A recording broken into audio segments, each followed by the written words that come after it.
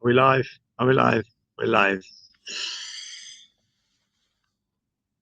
I bought my mother Botox for her birthday. She seemed surprised. Thank you. I'll be here all week.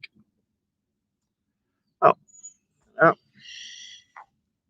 No, I did that. No idea at all. Welcome to Ask Karl G, episode 38.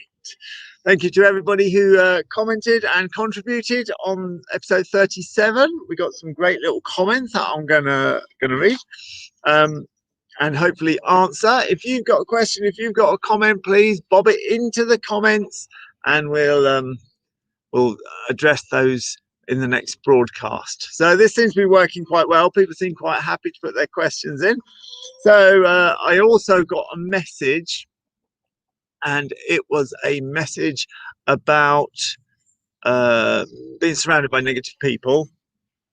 This particular rider had had a fall on a cross-country course and got concussed, and her family just won't let her off it. They're always dragging up horrific stories of things that have happened to people and saying, you don't want this to happen to you. And the husband's always saying, oh, another disaster happens here. And the daughter's saying, well, you don't bounce like you used to, or whatever they're saying. But anyway, the whole family is against this person continuing their riding because they don't want to ride.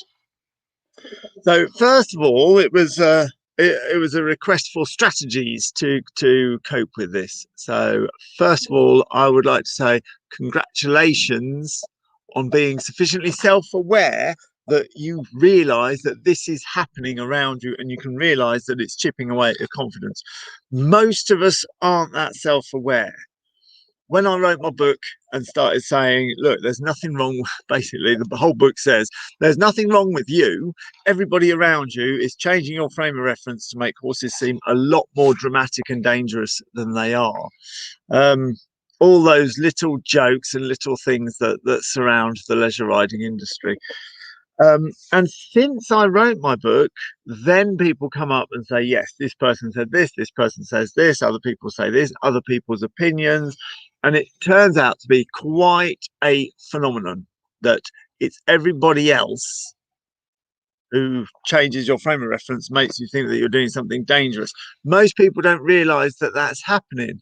So whilst you might be a 17-year-old happily coming out of school, having worked down the spa for £1 an hour so you can have a horse, your goal was not to be going around the lanes once every 6 weeks hoping that you don't die. You wouldn't have bothered working at the spa for £1 an hour if that was it. So you turn down up the yard all bright-eyed and bushy-tailed, and everybody down the yard with their own preconceptions of how dangerous horses are start on you then. If you do have a fall, they'll say how worse it could have been. If you're lucky enough to actually get injured, they'll have a field day in a way that they wouldn't if you'd have had the same injury in a car, in the shower, falling down the stairs. This is old ground for me. If you follow me at all, you'll see me retreading the same old thing. So it's everybody around you. It's really unusual that riders who come on the Rider Confidence course or buy my book or write me emails are aware how much everybody around you has changed your view of the risk perception of horses. The risk perception of crossing the road is a certain way, but if you had enough people pointing out the disasters that happened with people crossing the roads, your risk perception would become skewed because we take influence of people around us.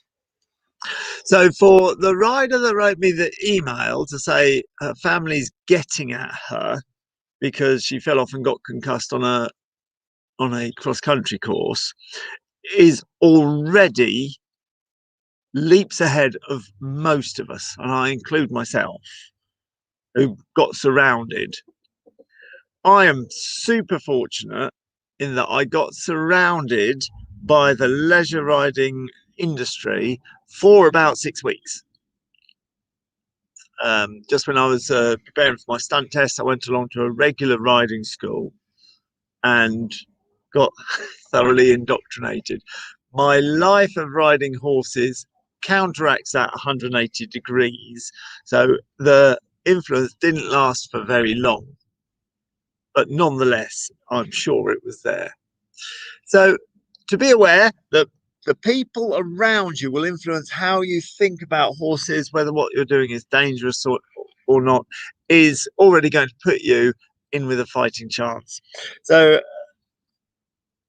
if you take somebody whose family perhaps isn't horsey, and maybe you've got an other half in the background here going, oh, you're going to kill yourself on that bloody horse, or you've got people sitting in the living room watching hospital ER, and finally a horse accident comes on, you could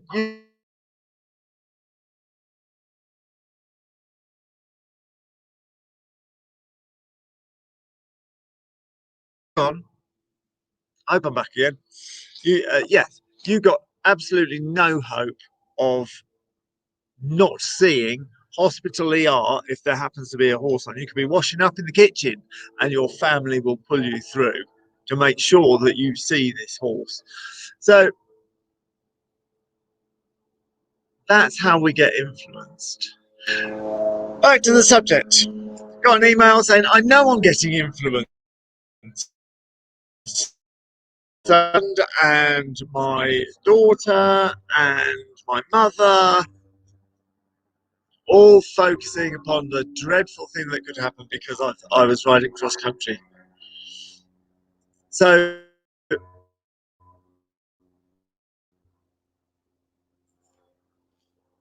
you want to be controlled? In which case the answer is you might be in a fight. If you've made the decision that actually you want to keep riding horses, and horses have given a lot to you through your life, they bring you happiness, that you're going to continue to do horses, then you're in a fight. We are actually talking about controlling relationships, controlling relatives, and we've almost immediately gone off control you, and whether you're going to vent to that or you are going to ride horses, it's then down to how are you going to fight, your self-assertiveness, your control over your own life. Many people don't want the conflict.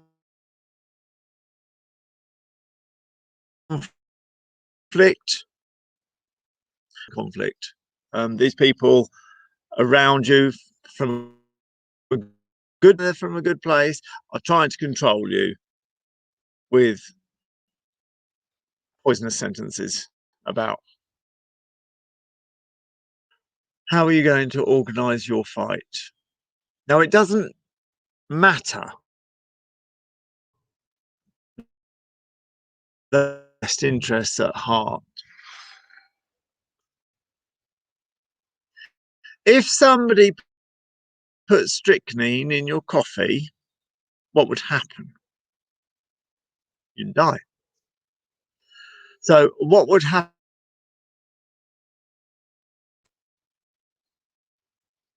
Well, you'd be all right. So what would happen? Very best friend or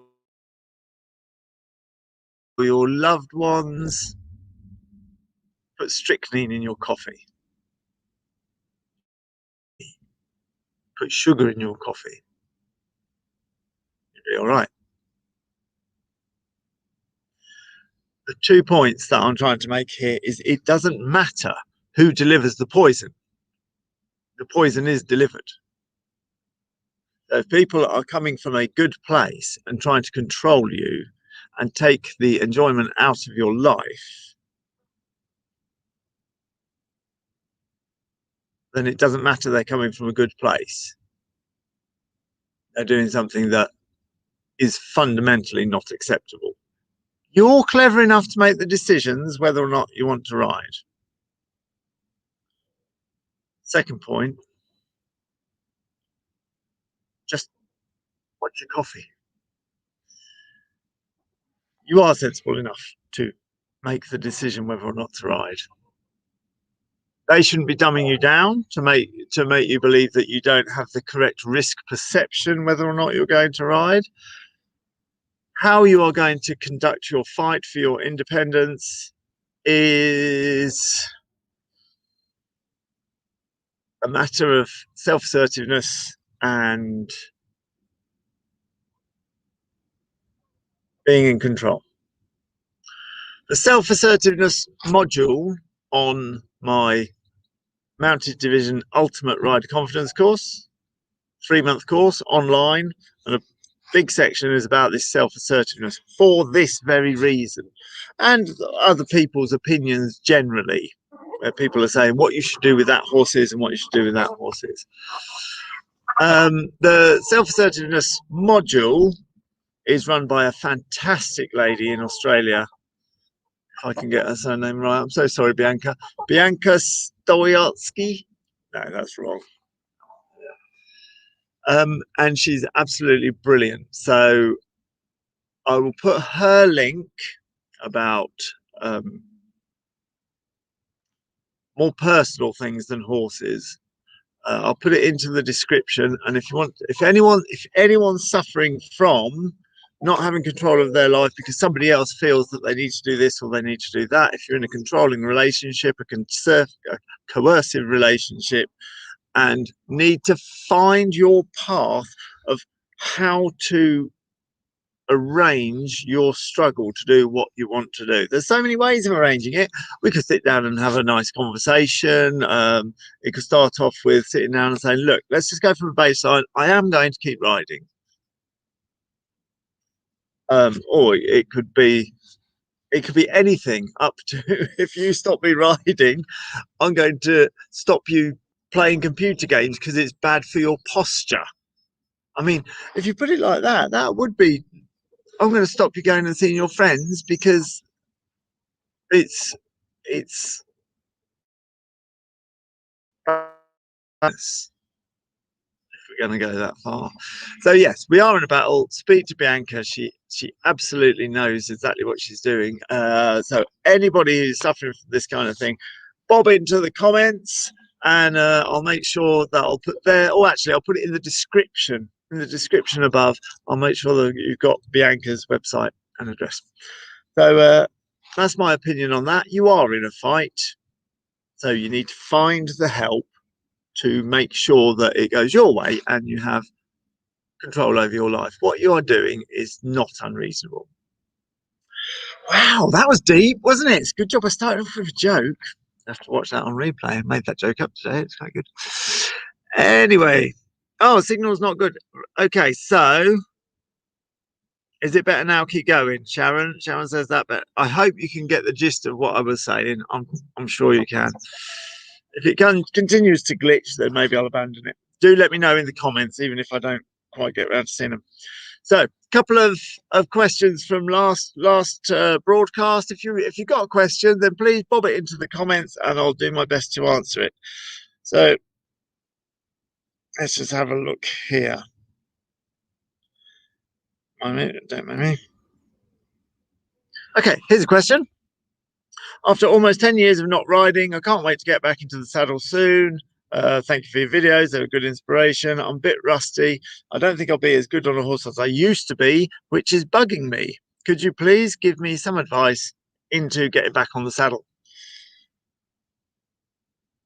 So my main advice would be to drop any expectations.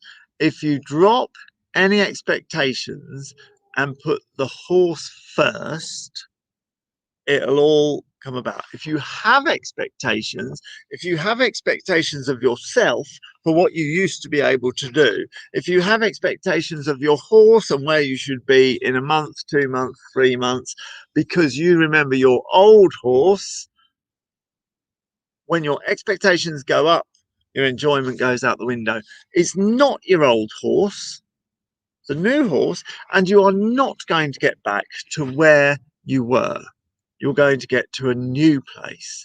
You're going to be a different person. People hark back to to what they were. You're not going to be what you were.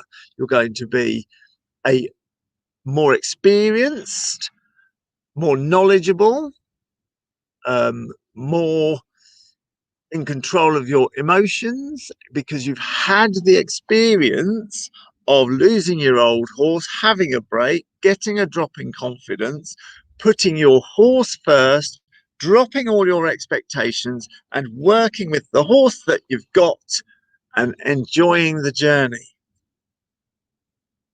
If you do those few things, that is the fundamental. From that comes bite sizes and taking control of your thinking and not talking to him or her who always speaks negative.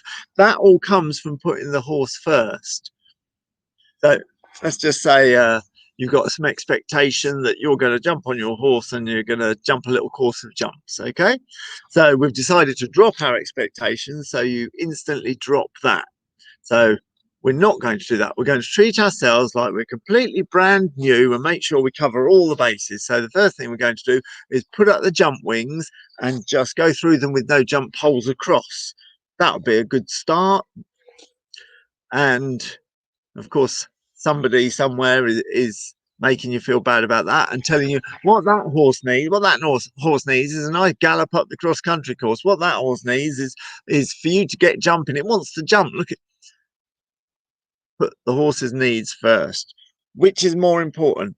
Making sure that you bring the horse through the correct levels. If it's easy for the horse, you'll only be there 20 minutes. But when you get to the correct level, you might be there for any amount of time till it's ready to move on. So by putting the horse's needs first, does it need to do every step? Yes, it does, because it will do it really easily in a few minutes if you've made an error the wrong way. Does the horse need you to not listen to this person who's leaning on the fence telling you what that horse needs is a nice gallop in the open fields or to jump a course or whatever? It needs you to not listen to that person and skip your bite sizes so that you can have the expectation. And it's not even your expectations, it's that person over there's expectations. So yeah, that's my advice. Drop your expectations, work with what you've got now, put your horse first, and from that the bite sizes that you need to do will come, and you can just enjoy the journey working with what you've got now. I think that's about it. So I got another question yesterday, and this leads on quite nicely. How do you know when it's time to take the next bite sizes? Let's see if I can find it. So I make sure I get it right. How do I know when it is time to move on to the next bite size step? I might think it's time, but what if my young green horse doesn't? I think you can guess the answer to this. Put your horse's needs first. So in terms of whose bite size should we run to, you should run to your bite size. So you need to be confident in what you're doing of the two, so that you can lead the horse, especially a young green horse, but any horse.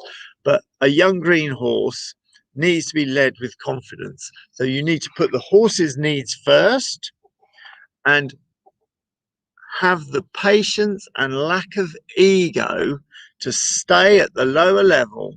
If you're feeling slightly anticipatory, that it's like, oh, we've got to go on to the next step, I'm not sure if it's the right time, then don't risk it and just break that step into further bite sizes. So jumping's always good because it's nice and easy. So if you've been going through these jump wings and making sure, I'll tell you what, it's a good example. I was speaking to someone on the Ultimate Rider Confidence course, and during lockdown they'd been getting instruction through an iPad over FaceTime with their instructor, but they didn't feel as though they could jump without the instructor there, which is quite right, I should think. And so they set it all up with the poles on the ground and made sure that they're striking off and their stride, the number of strides and the bend that they had and the turn and the course was absolutely tip top perfect. And they stayed there for months because they had to, which meant that by the time the instructor could come and they could just bob the jumps up, the jump was the last little bit. And I just don't believe that that would have happened as well. And the horse is now super confident. So I don't believe that would have happened that well if we'd have been a bit more impatient or following our ego. So for horse or rider, I suppose what I'm saying is you stay to the lower bite size step. You might be super confident, but if you're putting the horse's needs first, then you won't push the horse at something new. If you're a little bit unsure whether or not this bite size step is now, chances are the bite size you are proposing is too big, and you could chop that down into 5 little subsections and you'd probably do them much quicker, and it'd be a great investment. I hope that's answered your question. How can you be sure when the horse is utterly working within its capability at this level? Squeeze every last little bit of experience out of this level before you go on to the next level. Lovely. Once again, just while I look through these, if you've got any comments, these are the comments from yesterday.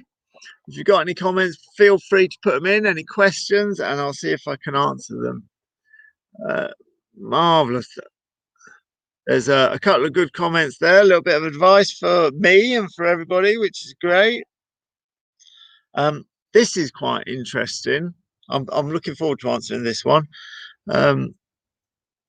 So yesterday I mentioned getting past a parked lorry or any amount of obstacles. If you've got a little routine that you do, let's say shoulder in just for the hell of it, or yeah, let's just keep it at that, shoulder in or leg yielding or something, and you've got this thing that you do, and you do it all the time at random intervals, and then when you're doing your shoulder in or leg yielding or whatever you do, you could possibly do that when the horse is slightly a little bit concerned because there's a combine harvester coming or something. But if you start leg yielding or shoulder in along the hedge line, well, you wouldn't be doing that if the combine harvester was a lion. So this is something I've used loads and loads. It really works. Have your little bit of schooling that you can do just to reassure the horse that everything's normal. So I got something here. Looking at the parked lorry situation, for me, it was a 5-year-old horse and a deer hidden behind a wall, which he saw as it flew along. Next bit's correct. I went into my training routine, which is stop, 2 steps back, 2 steps forward, etc. This I do to get him working with me in a difficult situation. Didn't work this time as he simply froze. So far, all of this is absolutely spot on and textbook. I like this, but didn't work. He froze, couldn't go back, couldn't go forwards. I was long reining at the time. I could have turned him by dragging him round, but he could well have legged it back up the road on his own. He was very scared. I'm pretty confident on the long reining. So this is a really good comment, because quite often I say, you know, it could be months and months of long reining training, and people miss out. If you do get your horse long reining, the fact that it takes months is a bonus. It's a whole world of experiences to share. And by the time you've done that, you've got so many good experiences in the bank of you telling the horse to do this, that, or the other, and then getting the result and the horse being perfectly safe and being rewarded. It's super. So far from long reining being a daunting thing, fair enough. It might take you 4 months, but it's 4 months of tip-top experiences learning something new. But however, this person is confident at long reining, so she's guessed what I was going to say nicely. I've done training with flapping plastic, difficult vehicles, and we can deal with them. I cannot capture a deer to practice, fair enough. I couldn't move him and had to remove the long reins, go to the front, give him some nuts to get him breathing again, get his head down and lead him. The deer, of course, had long gone. I don't feel he learned and suspect next time it happens, he will freeze again. What did I do wrong? Question mark. I think you can guess what's coming up now. Nothing. You didn't do anything wrong. You didn't get the result, which is damned frustrating. But what you did, the things you were doing, the bite-sized steps you were taking, were just absolutely spot on, exactly what I would have done. And I would have been just as surprised that it just didn't work that time. But on the positive, we have to remember when we get, and you said that possibly the horse could have, there was a bit of a what if he could turn around and leg it up the road. So that's a bright sun suddenly come out. I suspect I've all gone into silhouette there. Remember, the horse doesn't work in what ifs.